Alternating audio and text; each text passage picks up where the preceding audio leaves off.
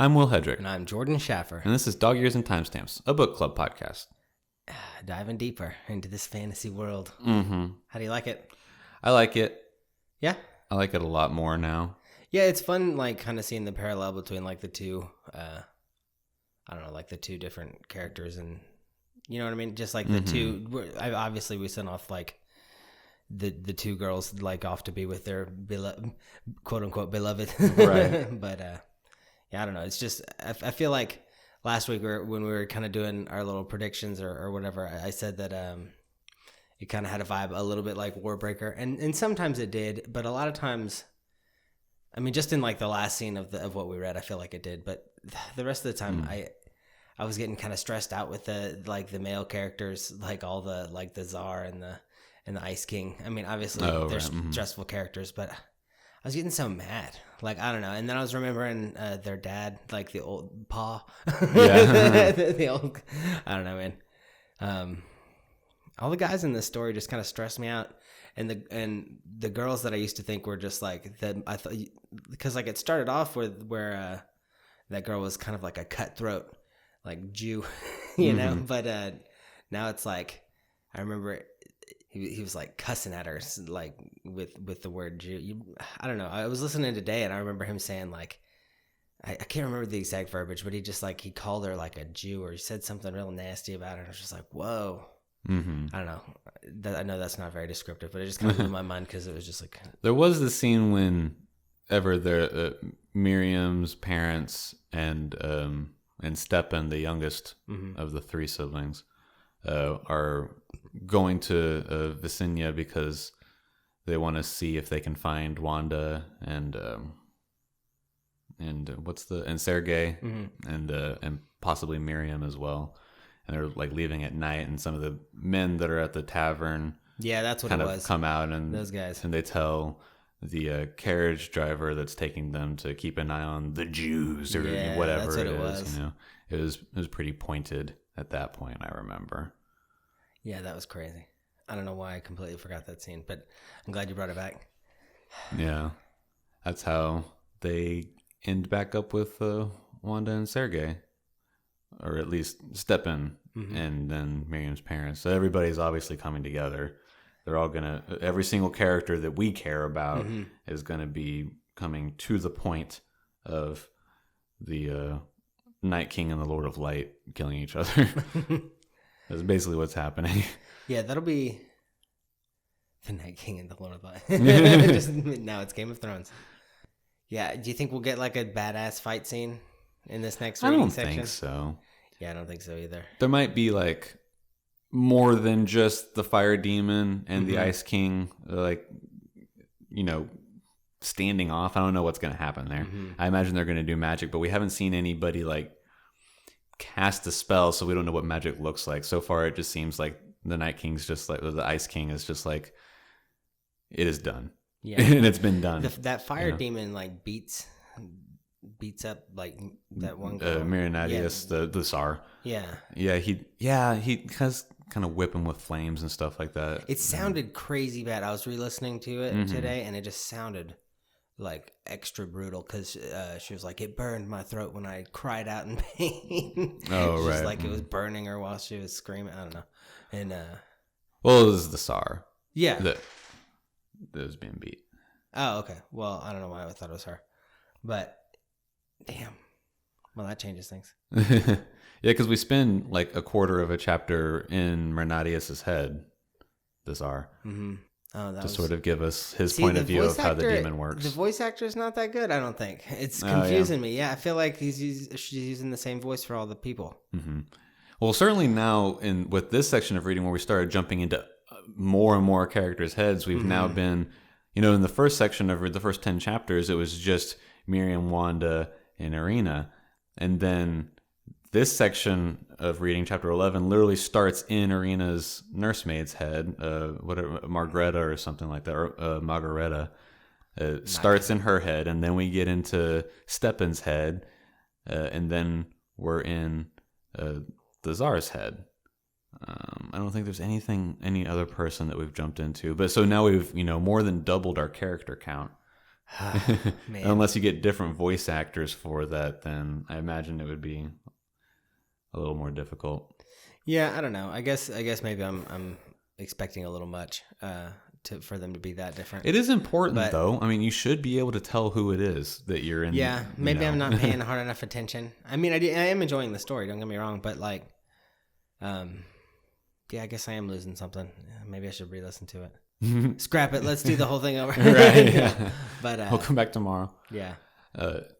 Yeah. I mean, it was more or less a nothing chapter, except for us to be able to hear Lazar's thoughts and see that, because I think by that point, Irina had already suspected, okay, he's kind of just a kid still. Like, he got his throne really early because it was given to him by the fire demon, and he's never had to, try for anything in his life. So, he's sort of like apathetic through ignorance of how things work in the world or whatever.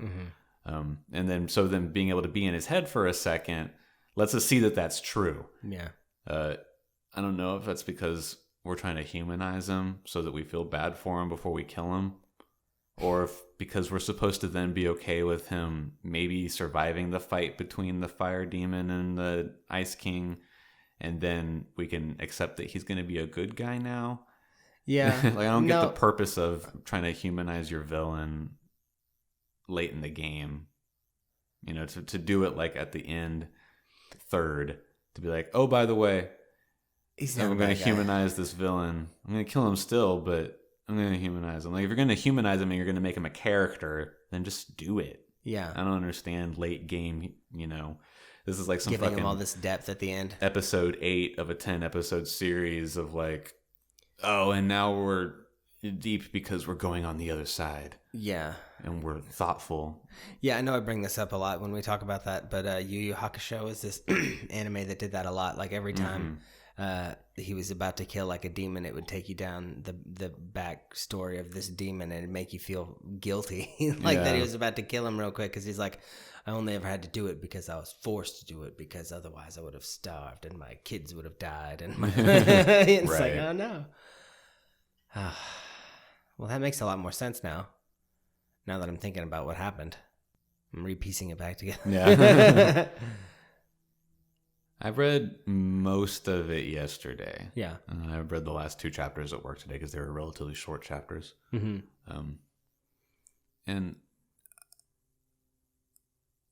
the parts, some of those, tertiary character chapters or sub-chapters just seem pointless to me. Yeah. Like, anytime that I was in Margaretta's head, the old lady, I just didn't care. Yeah.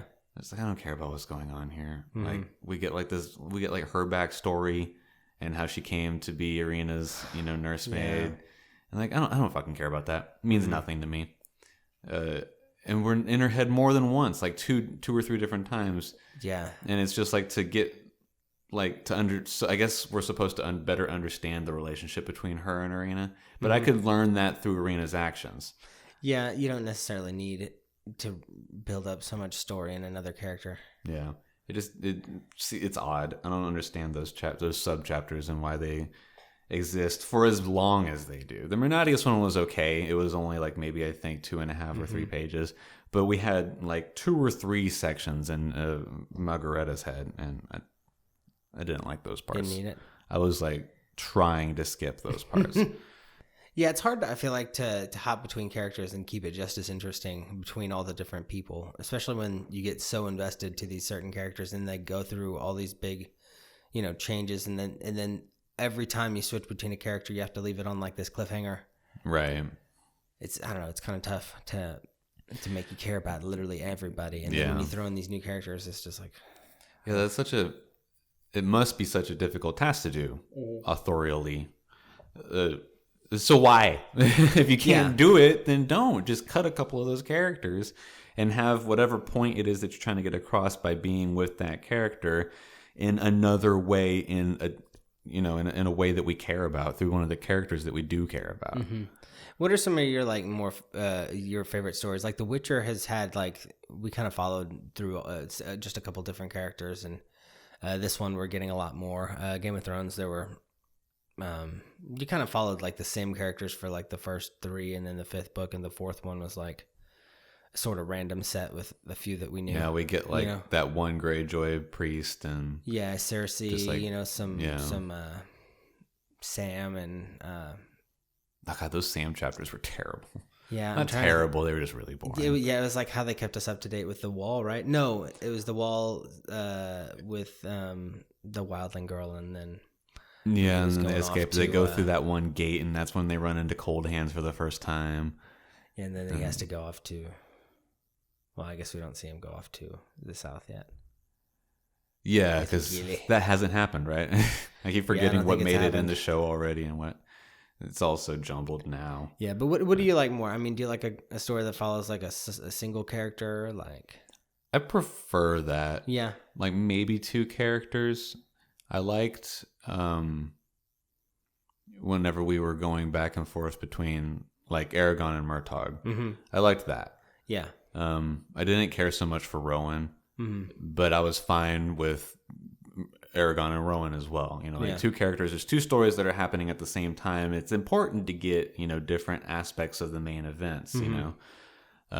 But jumping through back and forth between like 8 characters is a lot. I think this one's at like 6 or 7 characters that we've been inside of, and I don't think we're going to get back into the SARS head at this point. Yeah.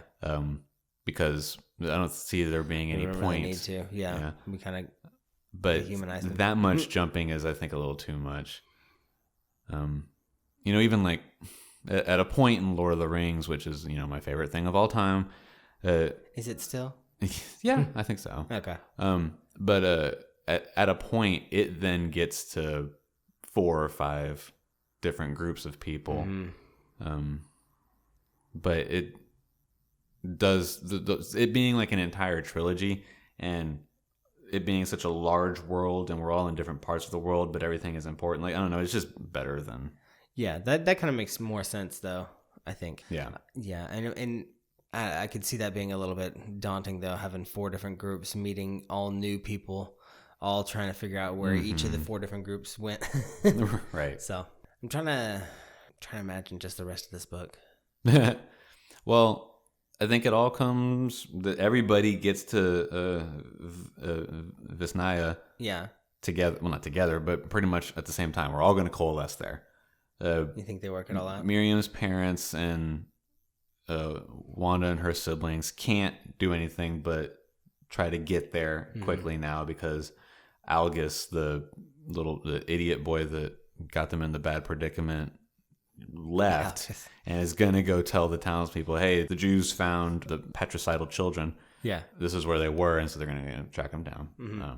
So they have to leave and get to Visnia. Obviously, Irina and Miriam and their royal parties are also going to Visnia because they've planned to kill their spouses in Visnia together. And is everyone going to get away with it?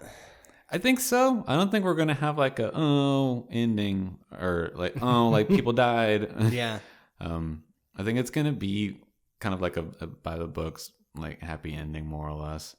Like maybe Margareta dies because she's old and expendable as a character. Yeah. But I don't think anything. Well, what happens to these girls? Like, who do they go with? Where do they go? I bet that Miriam doesn't want anything. She just, now that they've got enough money to get away, I imagine they'll take out all the money that they have since they don't have to be afraid of holding gold out in the open anymore. And they'll probably go south back to, a more friendly place. Irina's going to I guess she's going to remain the Tsarina. She'll have to have another husband. Which was stuff that she was kind of like going over in her head as part of the plan because she's like a total statesman. And then who's left? Wanda. They maybe go south with Miriam and her parents. Wanda's expendable. Because they can't go back home either, I suppose. Yeah. Although now they're going to be BFFs with Irina and she'll be the Tsarina, so then they can be acquitted. of their accused crimes, and then they can also just go burn that town down. Fuck all those people. Yeah, there you go. I like that. They could kind of be like her backup. Yeah. You know. Okay, I like that. That's good. So you read yesterday? Yeah. Were you off yesterday? No. No. So you read did you read at work or like? No, it's been pretty crazy at work lately. Yeah. But when I got home, I just started reading. Yeah. And I didn't do anything until I went to sleep. Nice. Has it been really fast when you're reading by yourself? Like, do you read in a Russian accent or anything? No, I don't think so. Yeah. I don't. Sometimes the accent's a little thick in the Yeah. audio. It's not bad. Like, I can't understand what's going on or anything, but I definitely do feel like sometimes things are like a little intense, or like sometimes like they're going really quick, and I'm just trying to like keep up. Yeah, that must be really difficult. Yeah, I don't know. To have to, one, pick apart who's speaking, and then two, it's also in an accent. Like, yeah, it shouldn't be that hard though. You'd probably get it. Just gotta. Maybe it's my lack of accents. Your lack of accents. My lack of accent experience. That's an interesting idea. Accent experience. Yeah, maybe they're doing all the characters real well, and I just can't. I can't tell. Like all voices sounded the same. It would not surprise me if the voice actress is not Russian, and it's just So doing just bad Russian accent. Stereotypical. Yeah. Yeah. I bet that's what it is. It's just some actress who can do accents halfway decently. Yeah. And so they're like, get Sydney. She can do a Russian accent, okay, and we don't have to pay $1 billion. She can do 4 different ones. Right? She can do 4 different Russian accents. Wait, we got 6 characters in this? Shit. It'll be good. Get her sister too. This kind of makes me want to look into her other book. I mean, I don't know. Yeah, I mean, I'm enjoying it. Yeah, I like those like dumb characters. Don't care about that. Yeah, I'm just kind of ready to get on to the Could next do part. without. Yeah, exactly. So I'm glad that that's probably going to be over at this point. Mm-hmm. But I am enjoying everything else. Mm-hmm. Like I said at the top, I do like the book. Yeah. I'm happier with it this week than I was last week. Yeah. Do you see why it didn't win the Hugo Award, though? I'm just kidding. Just shitting all over right. it. Just be super shitty. Don't even know who it was that did win it. Well, it was like a sequel, I think, or maybe like a series in their book. So, yeah, it's kind of hard to judge one of those, I feel like. Yeah, I mean, and that's what makes awards stupid most of the time. Yeah. Because sometimes the winner of like they gave Return of the King Best Picture that year, right? And it was really just like a celebration of the franchise as a whole. Just like, okay, this is the final of the trilogy, so we'll give this one Best Picture, and that covers the entire trilogy. Is no one ever says anything like that. Like, that's not what they actually say, but everybody knows that's what it is. So they had 3 really good movies, so we're looking at them as a collective and saying this is the best film of the year. Even though I think that year something else really incredible and standalone came out. But regardless, like, awards are just stupid in that way. And like, they give people Best Actor award, like, Leonardo DiCaprio got it for his role in Revenant, but it's by far not his best role that he's ever done. But because he never got a Best Actor for the longest time, they finally were like, okay, there's nobody else that we have to, and then the problem with that is that then they start just playing catch up for the rest of the existence of the Oscars, because so it's all just staged now at this point. It's just all really stupid, and I don't think it's genuine. Yeah. And because what also happens, like, if you're in the Academy, it's extremely unlikely that you see every movie that's on the ballot. And what's on the ballot isn't even just a random picking of things like looking at every film. No, you have to pay for your film to be on the ballot. So if you want it to possibly win an Oscar, you pay some sort of fee to have it, considered. Considered. And then also, yeah, you have to make a for your consideration video to send out for everybody to kind of get a glimpse of it or whatever, and then they can seek it out in full if they want. So it's just like, it's all so stupid. Yeah. And I think that a lot of awards in general, getting back to the Hugo Award, I don't know that the Hugo Award specifically is close to that in any way, but a lot of awards throughout multiple industries go pretty much the same. And it's just kind of disingenuous to me. And it makes it makes sense why it's so hard to make something that just stands out, though, because there's so much out there. There are people that are following these sequels. You know, if your timing is a little bit off, you know, you just, you know, you don't hit right when you should, and then you kind of just get lost in all of it. And then they're like, man, why didn't anybody ever know about that? Kind of like why I think The Witcher's blowing up right now. They just like kind of brought it back. Yeah, you know, as of 2013, I'd say, I guess. You know, right? Yeah. But I don't know. This is cool. I don't know where else to go for the book. What do you think? What are you thinking about it? There's something that they've done a little more interestingly than I was expecting with Miriam and the Ice People. Is that now she's, you know, like you mentioned before we started recording, she's now got these bondsmen. Oh yeah. In her two servant girls and the sleigh driver. Now they'll answer her questions. I think that she's relatively affectionate towards them at this point.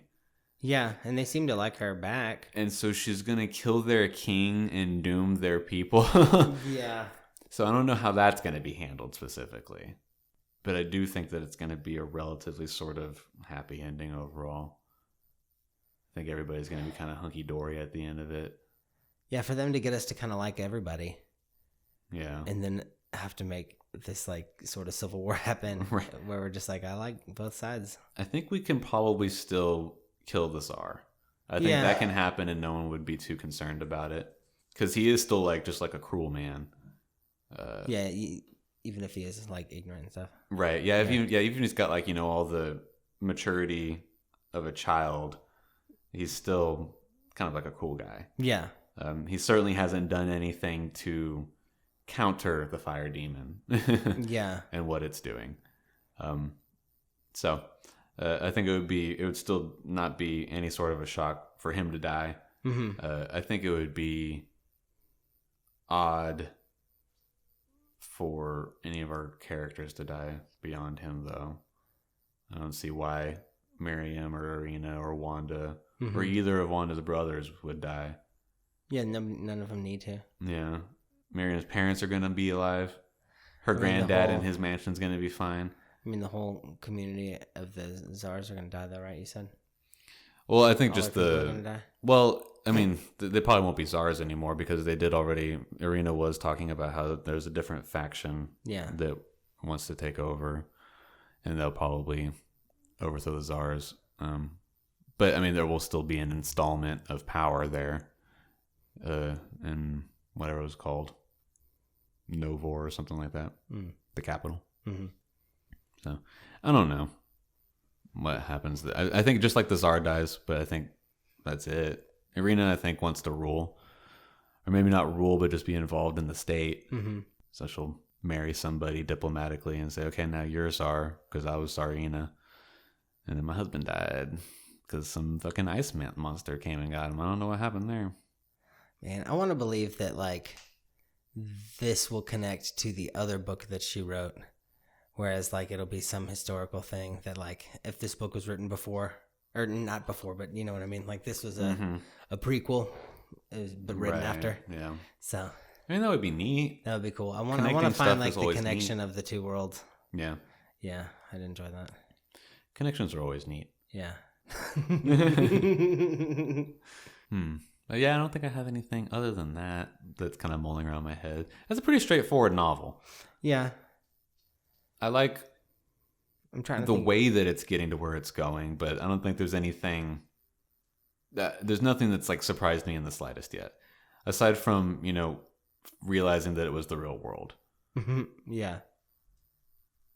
But that's the only thing that's like I was confused about for a second. Yeah, I mean, I was like, as she was figuring out, like her plan to, like in their world where you make you declare something to be true and then you actually do it. It like, makes it magically something. I don't know. I felt like they were saying it made it like magically relevant, and and she was saying like, you know, she could turn all of that silver into gold. And when I was sitting there thinking like, this will never work. Like, I don't know why I didn't have faith in the book because like she can make whatever she wants to happen. That it could have magic. Yeah. Well, I mean, I knew magic was going to happen, but I thought he was going to be like pissed, and like, I didn't think like it would work out to where it would just kind of make everybody a lot more chill. You know, it's just like, oh, now we're all sort of equals. And I was like, well, that worked out. Yeah, I wasn't sure how better. that interaction was going to go either. I'd like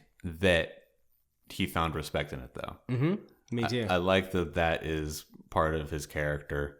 Yeah. Well, maybe not even just like part of his character. It's at least consistent with his character because he's obviously, as we've already talked about, you know, strict with like his honor and his word. You know, like he says he's going to do something, and so he does it. Right. Yeah, maybe he raids and kills humans, but he, you know, he's a villain, but he has that like set of codes. So for him to then walk into that situation and see, oh, she found a trick to make this happen, but it still fulfills the promise that she made, and I respect that. That's consistent with his character. So if he were to just like blow up and, you know, attack her because of that, and now she's got to run away, that wouldn't have been consistent with his character. It would have been more sensational, but for him to just suddenly be like, I can't accept that you kept your word. Yeah. You know, that's completely unlike what's been given to us by him already. Yeah, I don't think he would have like freaked out, but I didn't think he'd respect it, I guess, you know? But that was nice. And I don't know, I guess it's just like interesting how much like I don't know, people can be humbled in this like world, and then we're kind of getting thrown into everybody's little bit of backstory, so we're kind of empathizing with everybody. I wonder if that's why I did so good, and like the awards is making everybody like empathize, and then it's gonna give us this big, this kind of like gut wrenching fight between two people. Like, you know what I mean? Like the czar's gonna, I don't know, maybe not gut wrenching fight. Yeah, because I'm not sold on either of them. Yeah. I really just like the two girls, you know? So I guess not worried about those guys. What if they both die? I think that's their goal. Yeah, that's Miriam and Irina's goal. Oh. That's what they're hoping for. They won't, though. That won't work. Yeah, I don't see what they have to believe that it'll work in that way, or that they would be like, you know, in the planning, they're, you know, when they first come up with the idea, I don't know that they would be like, or why they would be like, oh yeah, they'll definitely kill each other.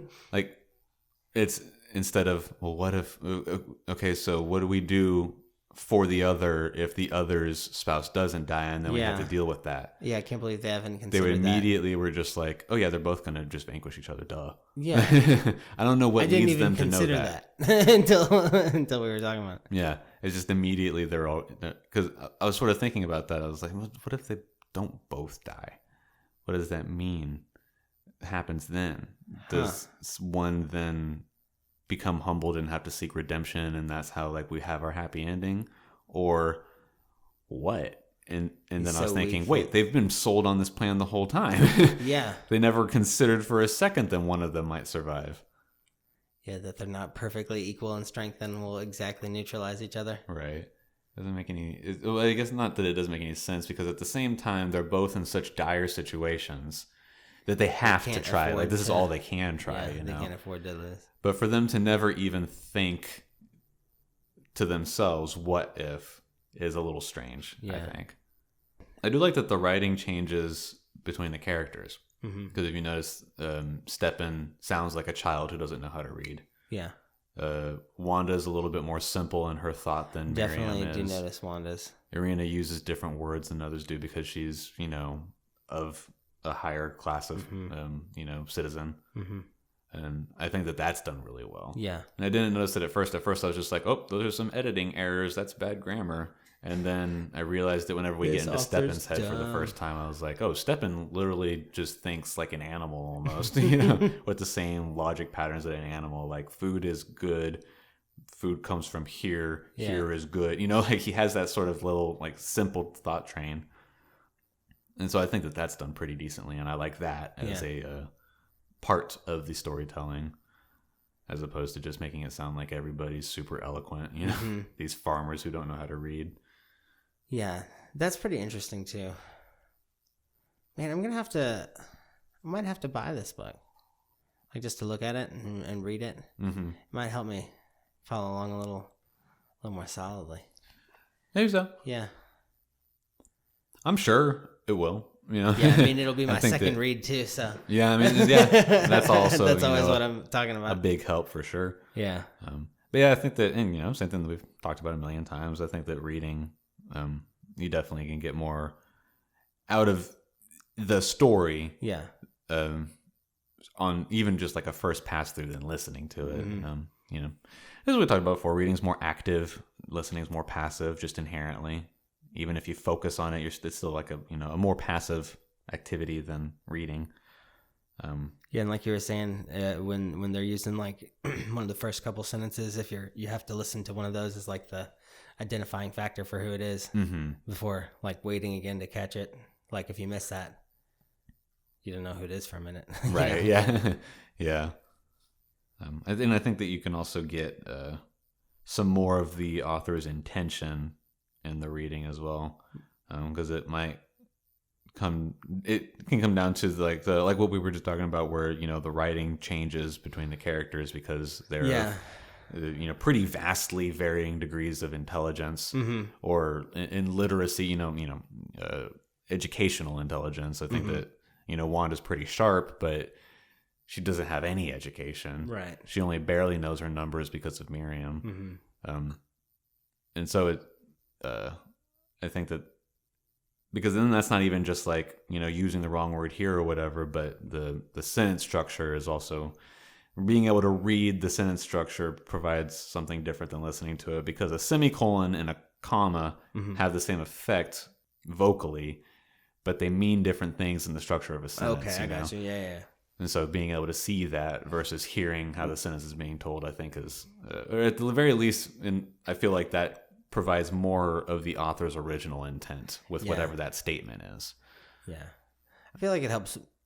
I don't know. In my head, when I'm reading it, I feel like I imagine a little harder too, because like you said, it's a more active thing that you're doing. You're like sitting there focusing, reading, and I can kind of zone in and imagine something a little bit more intent.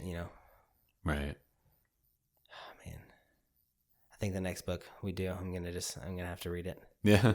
Yeah. What was the last one that you read? I felt like you read one like 2 or 3 ago. Yeah, it wasn't that long ago that I read one. Was it the one before that King book, that last one I read, The Institute? I don't remember. Yeah, I don't know. And I didn't bring my Kindle. Oh well. Yeah. Yeah, we don't have to worry really about that. It doesn't really matter, but I was just remembering that you had read one not too long ago. Yeah. But do you remember if that had the effect that you're thinking about right now? Did it seem at that time, do you remember if it kind of helped you out more, or gave you something different, whether good or bad? Yeah, I don't know. I don't feel like we switched through between characters very much, or as much. Oh, it was Rhett and Link's book that I read. I read the first half, and then I listened to the second half. I thought you had read a different one also prior to that one, even. I think I did, but I think that was the most recent one we read. I remember you reading the first half of that one. Yeah. And we were talking about how reading it in their voices. Mm-hmm. So that was interesting. Yeah, that had a good effect to it, because I was laughing like as I was reading, which was cool. I'm just a really slow reader, and I'm kind of like a self-conscious reader. Like once I start reading, like I'm gonna start like judging myself for like how slow I'm reading, and like if I understand it all, and it's just like, man, right. I don't know why I do that. I feel like a lot of people do that, and they just don't like admit it. I know that's dumb, but just like, people are, like just being hard on yourself for different things in general, for sure. I feel like that specifically too. Like a lot of people don't want to like admit that they're slow readers, or that like it's hard to understand things that you're reading sometimes. And yeah, I'm sure that's pretty common. It wouldn't surprise me at all. Yeah, because I feel like people are always trying to make it sound like reading is like super easy, and it's not necessarily like easy to read a bunch of stuff. Yeah, it's kind of. I mean, like the literal ability to read is easy. Reading, but the to words, be able to read and comprehend different things can be either easy or really difficult. Yeah, the full depth of like reading, it goes a lot further. And it's a pretty wide-ranging skill, even within the pretty wide range of application of that skill. Right. Like, for instance, this book with the different, writing, if you weren't aware that you were changing characters, or in changing characters, you're also going to change the writing style. If for some reason you weren't aware of that or whatever, it might be difficult to read sometimes because some of the grammar is really bad. But knowing, okay, no, now we're into a less educated person's head, it's a little bit easier to understand it. And so even within a single book, the range of skill that you can apply to that one book is pretty wide. And that's just one book. Reading a spreadsheet can be difficult or easy. Yeah. So I see what you mean. Dang. Yeah, no, I'm gonna read the next one. I'm gonna keep listening to this guy. I might even re-listen to the first 2 sections again. Since we're gonna have a bit of a gap between this next. Yeah, we've got some extra days for reading. Yeah. I guess you want to. It's Friday. Yeah. You wanna wrap it TGIF, up? bro. Yeah. Happy Friday. Yeah. So I'm going out of town, so that's why we're recording an early one, but we're putting it out the same day. So we're gonna have a little bit of extra time with our reading. I'm gonna try and read the 3rd Witcher book. I miss The Witcher so much. I do too, and that might be, if you don't read it, that might be what we go back to. We're just kidding. Well, we couldn't do it on our own, so we're making y'all do it too. Yeah, but yeah, no, I think I probably will give it a re-listen because I'm gonna be, driving around the ranch doing all that kind of stuff, and just give it a good go again. And you'll need some audio stuff to do anyway. I really do enjoy. I mean, I have been enjoying it too, so it's not that. Yeah, we've definitely been bashing a little bit. I don't want to say bashing, but there were things to be negative about this week. Right. But overall, yeah, I'm definitely enjoying it as well. Yeah, I think I'm just excited to see how it all wraps up, and I think it's going to be. For me, I always kind of like being on the inside, like in the know, and that's why I think I like the rereads because it's like I know what's happening. I see the little strings that are being pulled. That's why I'm really enjoying this book that I'm re-listening to right now because I see the different things that he's setting up for things that are going on later. And it's just I don't know why I like that so much. It's not like. I guess I am in the know, but it's fun. It just makes it more fun. Right. So it lets you see more things, like you just said, to be able to see things that you missed the first time because you didn't know that it was going to be important. But now you've got that, synapse connection. And so then this time, whenever Harry comes across the wardrobe in, whatever that shop is in Nocturne Alley, you'd be like, oh, fuck, that's the wardrobe that Malfoy gets all the Death Eaters in through. And, it seemed like totally pointless and it's just like, oh, he just bumped into a wardrobe. Cool. I mean, obviously, there's things in a shop. Good scene setting, JK. Good scene. But then, on your second read through, you're like, oh shit, that was the wardrobe. That was the one. I'm pretty sure he hides in it. Yeah, I think that he does, yeah. But it doesn't take him anywhere because it hasn't been fixed yet. Because Malfoy spends the entirety of Half-Blood Prince fixing it and being very irritable because he's under a lot of pressure. Yeah, Poor young Malfoy. By the most dangerous guy. But anyway, I think that the reread is tons of fun. I mean, I've read Harry Potter a million times now. I've read Lord of the Rings a million times now. I've only ever read Aragon a second time. I didn't do a third time. Yeah, I've read that one a couple times. That franchise goes downhill. But that one. Yeah, I never read the last book multiple times, but I own it. So I have to give that one another go.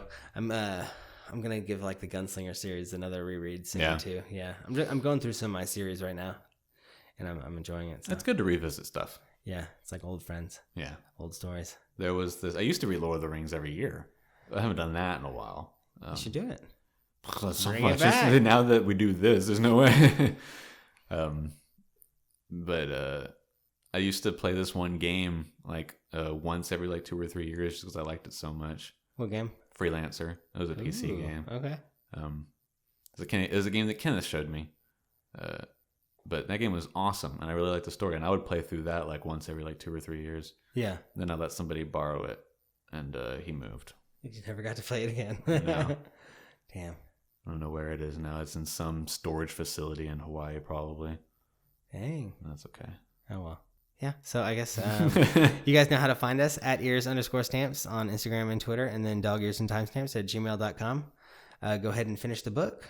And we're just going to finish it. I don't know how many chapters that is, but finish it. We're done. Yeah. We're done with the book, and we'll give we'll tell you how many chapters of the third Witcher book to read next week. Yeah.